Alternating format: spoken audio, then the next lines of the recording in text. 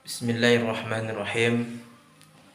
Assalamualaikum warahmatullahi wabarakatuh. Bersyukur kita kepada Allah dengan mengucapkan Alhamdulillahirabbil alamin.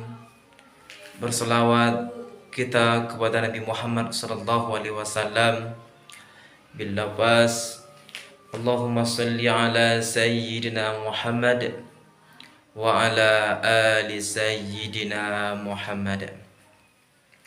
Baik,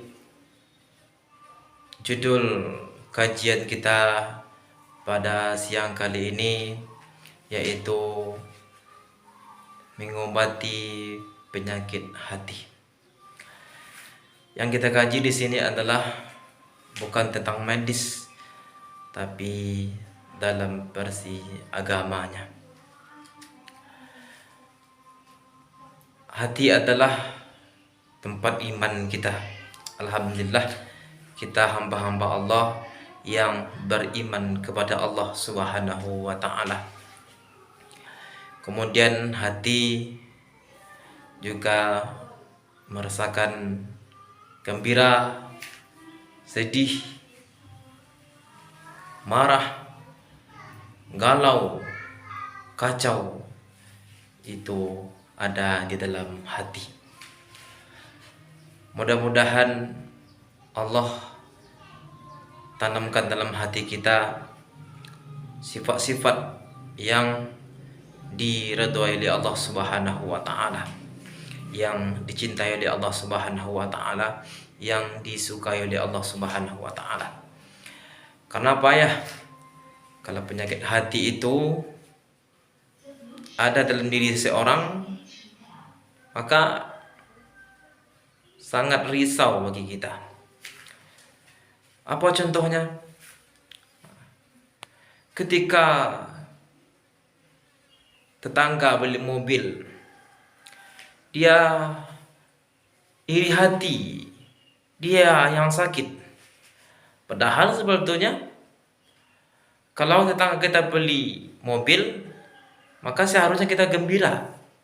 Karena mana tahu sewaktu-waktu kita dibawanya kemanapun, contoh dibawanya kita pergi jalan ke tempat-tempat yang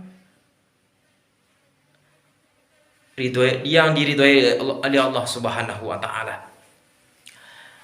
maka semestinya kita gembira dengan tetangga kita membeli mobil tersebut.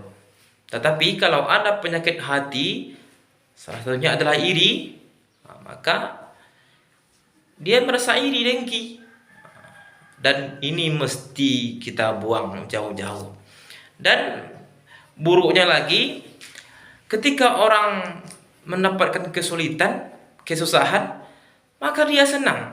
Kalau bahasa kitanya SMS, senang melihat orang susah.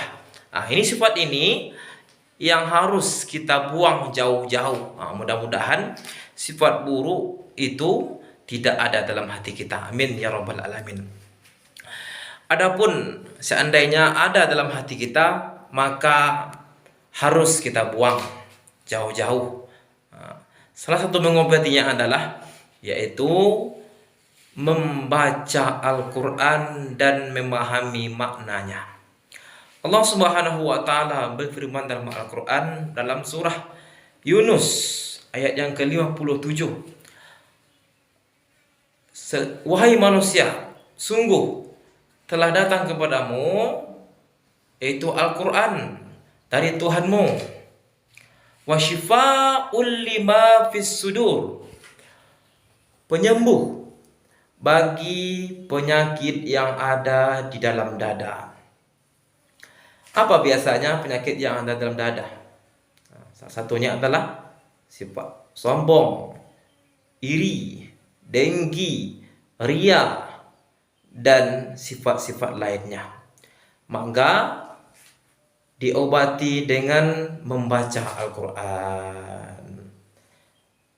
Di masjid kita baca Al-Quran, di rumah kita baca Al-Quran, di kantor kita baca Al-Quran, dan di sekolah kita baca Al-Quran dan memahami makna Al-Quran. Karena dengan memahami makna Al-Quran, kita tahu mana yang hak, mana yang batil, mana yang benar, mana yang salah, mana yang harus diikuti, mana yang harus ditinggalkan. Itu semua adalah dengan memahami makna Al-Quran. Wa hudaw wa rahmatul lil mu'minin, petunjuk serta rahmat bagi orang beriman. Oleh karenanya, apabila hati kita ingin sehat, sembuh dari penyakit hati, maka salah satunya adalah membaca Al-Quran dan memahami makna Al-Quran. Kemudian yang kedua adalah qiyamul lail, salat malam.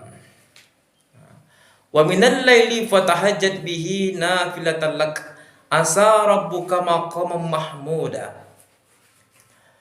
Dan sebagian malam dirikanlah salat tahajud sebagai ibadah tambahan bagimu. Mudah-mudahan Allah Subhanahu wa taala mengangkat derajatmu. Dan orang yang mendirikan salat tahajud dalam surah Al-Muzammil, sesungguhnya Allah menatap orang yang mendirikan salat tahajud tersebut. Orang yang berdiri di tengah malam, di seperempat malam, di seperdua malam, sepertiga malam, dalam tatapan Allah Subhanahu wa taala.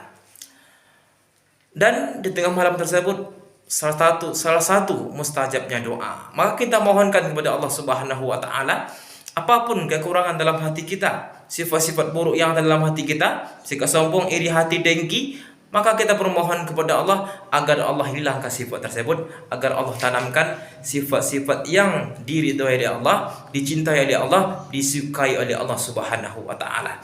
Mudah-mudahan kita bermohon kepada Allah Subhanahu wa taala, Allah tanamkan sifat-sifat tersebut yang ada di dalam hati kita. Amin ya rabbal alamin. Kemudian yang ketiga adalah bertemanlah dengan orang saleh. Sebagaimana kita ketahui bahwasanya kalau kita ingin baik, maka bertemanlah dengan orang baik. Kalau kita ingin pintar, berilmu, maka bertemanlah dengan orang berilmu. Dan kalau kita ingin soleh, maka bertemanlah dengan orang-orang soleh. Orang-orang yang senantiasa taat kepada Allah Subhanahu wa taala. Salatnya terjaga, tilawah Al-Qur'annya terjaga, tutur kata yang terjaga, matanya terjaga, langkah kaki yang terjaga dalam ketaatan kepada Allah Subhanahu wa taala. Adapun berbuat salah, cepat memohon ampun kepada Allah Subhanahu wa taala. Mungkin ini yang dapat kami sampaikan, beberapa penyembuh penyakit yang ada dalam hati.